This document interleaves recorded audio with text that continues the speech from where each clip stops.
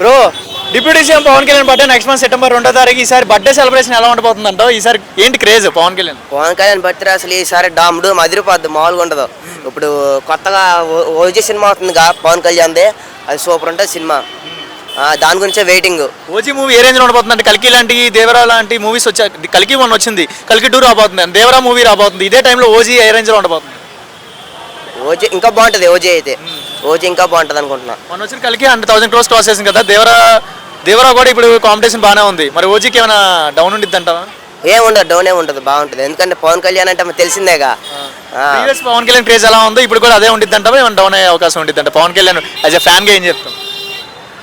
ఏం డౌన్ అవ్వదు అన్న. ఇప్పుడు రాజకీయ నాయకుడు అయ్యాక ఇంకా టాప్ అయిపోద్ది. సినిమా తీసాడంటే ఇప్పుడు ఓజీ సినిమా వచ్చిందంటే అబ్బో. పవన్ కళ్యాణ్ లో నీకు నచ్చిన గుణం ఏంటి? లోపల గుణం ఏంటి? నచ్చిన గుణమా? Helping nature main.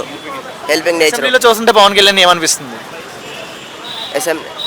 అసెంబ్లీలో పవన్ కళ్యాణ్ చూస్తున్నావు కదా, ఏమనిపిస్తుంది? యాజ్ ఏ స్టూడెంట్స్కి ఏమనిపిస్తుంది? అదే అన్నీ బాగా చెప్తున్నాడు అన్న. ఇది బాగా చెప్తున్నాడు. చాలా చాలా చదువుతున్నాడంట. అదే మంచిగా రాష్ట్రాన్ని మంచి చేస్తాడు, రాష్ట్రానికి మంచి చేస్తా అని బాగా చెప్తున్నాడు. Okay bro, thank you. చేస్తాడు కూడా.